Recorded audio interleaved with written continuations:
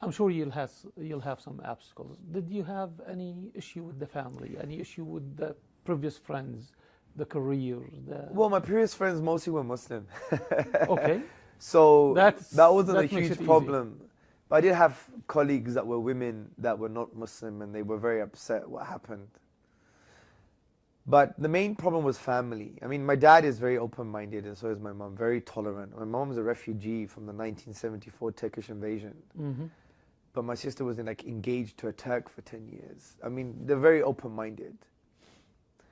But my dad was mostly upset, not because of the cultural change. Yes, my mom was upset because I changed my name, which I shouldn't. What year was that, by the way? I forgot. This was 2002. Oh, right after 9/11. Now, where Islam is really Yeah, a of course. problem. I Yes. mean, come on, where are you going, guy? Yes. So my dad was upset because he said, why are you going backwards for? The things I taught you was moving away from religion, being progressive, liberal, humanist, spiritual.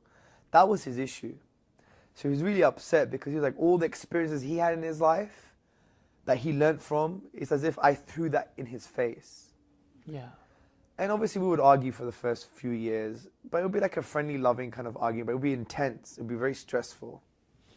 I think the worst mistakes I did in that period was to basically make out as if my dad was incompetent and that he wasn't my hero anymore, because my dad was always my hero and he still is.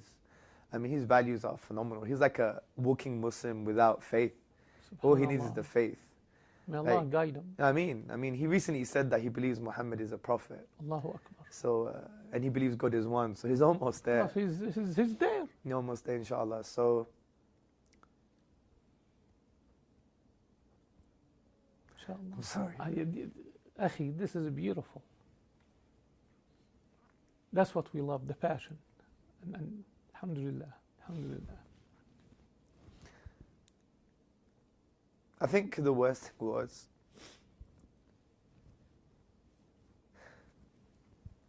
and this is advice to new Muslims, that subconsciously, just because you've found the truth, you think everyone who loved you is baseless now, and you want to try and make sure that they're wrong and they're bad. And that's what I tried doing with my father, because he was a hero to me, but he wasn't Muslim and I became Muslim, so what do I do with this hero? So I was trying to hack him down basically, and I would really make him feel really, really bad, or pick the smallest mistakes he did in his life and make them huge. And I'm a father. If my children did that to me,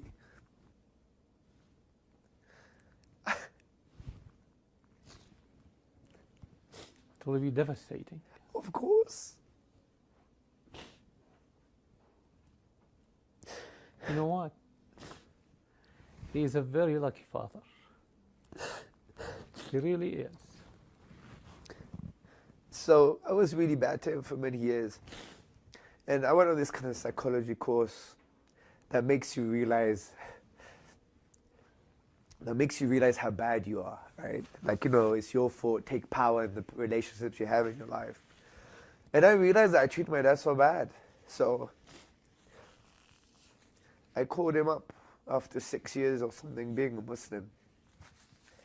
I said, Dad, I need to speak to you. He was in Greece nursing my grandfather. My dad was a very nice guy. He was wiping his backside, changing his clothes, and he nursed That's my. a wonderful man. Of course, he nursed my granddad for 3 years, and I never knew he could do it. I was really, really, really, really impressed with my father, because my dad is a very loving guy, but he hates blood and he hates mess.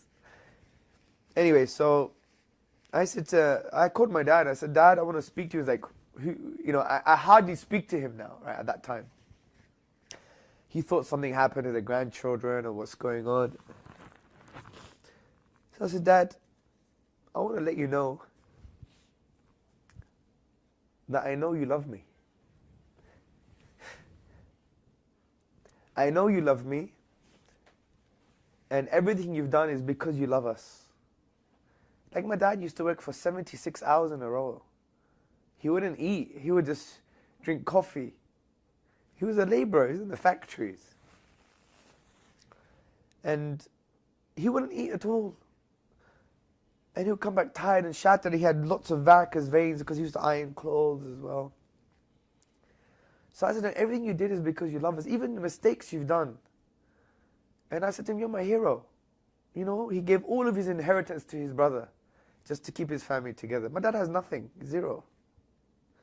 We Muslims don't even do that. As you see, he's a Muslim without knowing Exactly. or without adopting the faith or Yeah. professing the faith. But Of now course. you said, Like my dad would stay awake for other people to sleep. He would be put in poverty for other people to, like he would make us eat potatoes for 2 weeks in order for his workers to have some food. That's how it was. may Allah bless him. I mean, so I said to him, you're just a great guy. I take my hat off. I said, you're still my hero. We do it different traditions, but you're still my hero. And I love you. And he was crying for 15 minutes, and he hardly cries. I've only seen him cry once or twice in my life.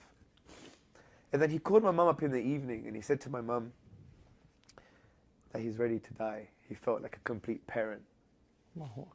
So, but now our relationship is great. I could talk about hadith, Islam. He loves what the Prophet had to say, sallallahu alaihi Well, wasallam. tell me.